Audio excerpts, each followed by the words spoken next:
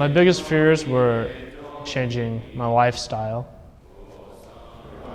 How will this affect marriage? How is it going to affect my friends?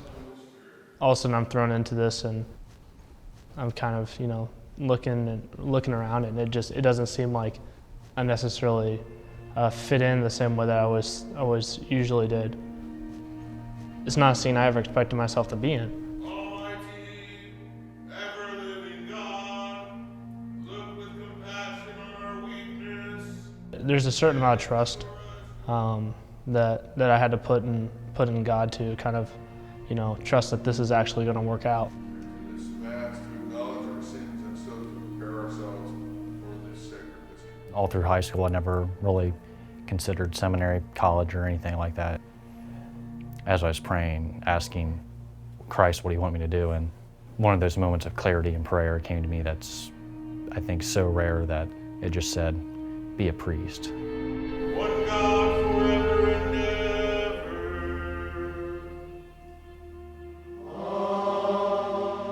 I wanted to shove it out of my mind. Luckily, I endured. I called a priest that I know, and we sat down to talk, and I was going to tell him, give him a laundry list of all my sins and just say, look, I can't be a priest because I've done this, this, this. He just said, then you don't know what I've done if you think that's bad. And from that moment on, my mind kind of became very engaged with this idea of priesthood, that maybe this could be for me. The calling to seminary is probably there from an early age, but it's something that's pretty easy to ignore or put off as something else. At the same time, I was still thinking, well, whenever we're 30 and if we're single and don't have anything better to do with our lives, being a priest might not be that bad. There's a lot of stuff that I couldn't do if I decided to go to seminary. And it was stuff that I focused and I centered, kind of my week around. It's kind of how I define myself in certain ways. I knew I was going to have to let go of that, and that was really tough. I know I haven't personally lost anything by going. I've gained a lot. Whenever I was coming in, it's like, want an answer now. I don't want to spend, 3 years here and then find out I need to leave. But now it's more of like, it's in God's time. Whenever you enter formation, you're expected to be open, and you also start to learn what your faults are. And that was something that was new for me. And so as my weakness became more clear, I just felt like I couldn't continue on.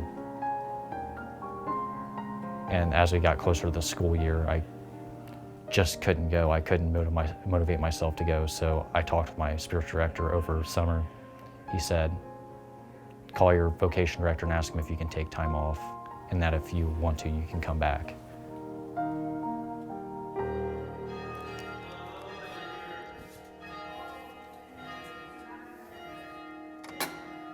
And I started to feel the tug of the call to priesthood again. Then last year I came back here and got off on the right foot. I was much more open in my formation, more willing to tackle my flaws.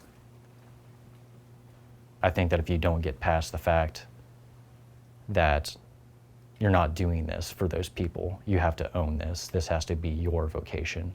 You can't let other people tell you that you should stay or that you should leave. The priesthood is something that you are called to, and not something that other people tell you should do. I think for a young person to know that they're called to be a priest, I think that probably doesn't happen until after you're ordained. It's hard to hear the calling in today's culture. There's a lot of resistance. And because people don't think you can be happy as a celibate person, when your celibate chastity is directed to God, it's much different. As priests, we are alone so that others don't have to be. What I often tell young men is that going to the seminary is not about becoming a priest.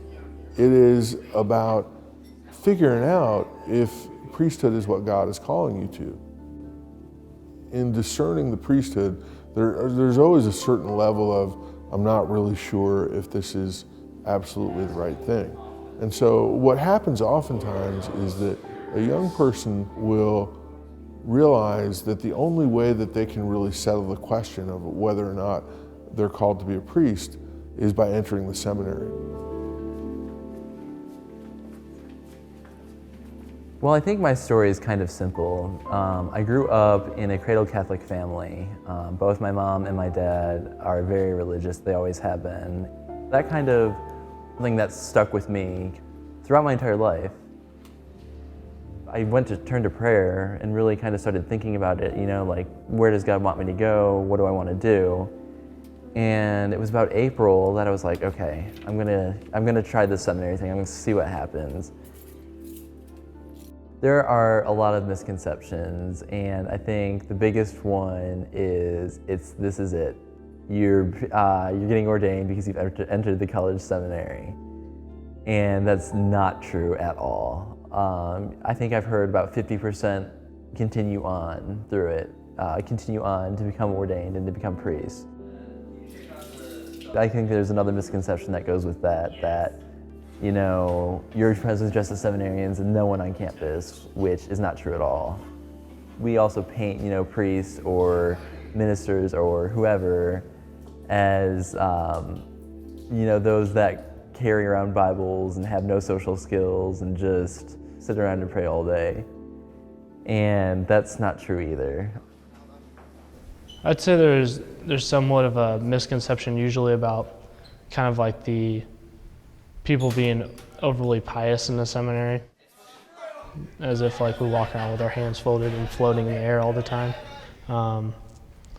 And that's not very true. We're just trying to figure out what God wants us to do, more so than anything. I thought that it was going to be, all these guys that they were either studying or, they were in the chapel praying. But then I think one of my first days here, we played football, just encountering guys that were kind of normal individuals and, just having casual conversations about sports too.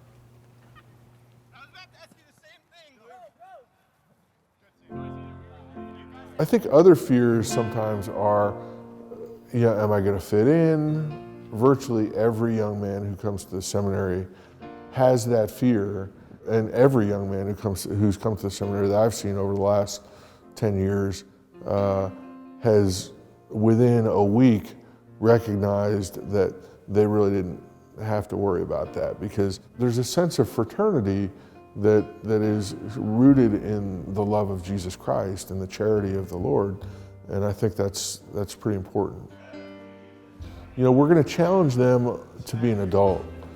If you're coming here to extend your adolescence another 4 years, then you're in the wrong place. But if you're coming here to become an adult disciple of Jesus Christ, to become holier, then you're in the right place.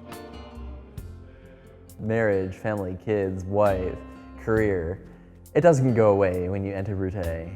You still think about it a lot, and it's good discernment. It really is. You're not just like, okay, I'm in a bull run and I'm just going down this one path and that's all. There's going to be natural desires towards marriage or, kind of a more relaxed life in certain aspects. But when it comes down to it, we're all made and we're all called to love in some way. Be open. Don't think that if you come here that you've got to, finish it out, or also don't come here thinking that you are going to be a priest. Come here realizing that you need to discern. You come here to pray and figure out, our 8 or 9 years of formation isn't just about that long road of academics. It's also about growing as a person and figuring out what Christ wants of you. So I'm not in this rush to move on. If I'm supposed to be a priest, that'll come. If I'm supposed to discern out, that'll come at the right time. The big thing was I had it on my mind and I felt I couldn't be okay until at least it got assured or got off my mind. And I didn't, want to be this 30-year-old man, still waking up with this thought, what is this thought of priesthood? I was like, I'm just gonna go to seminary and get this figured out now. Don't let it just nag at you and keep pushing it away. It's gonna keep coming back. That's the beauty of the call. So So talk to someone you respect, good, faithful Catholic who could give you advice.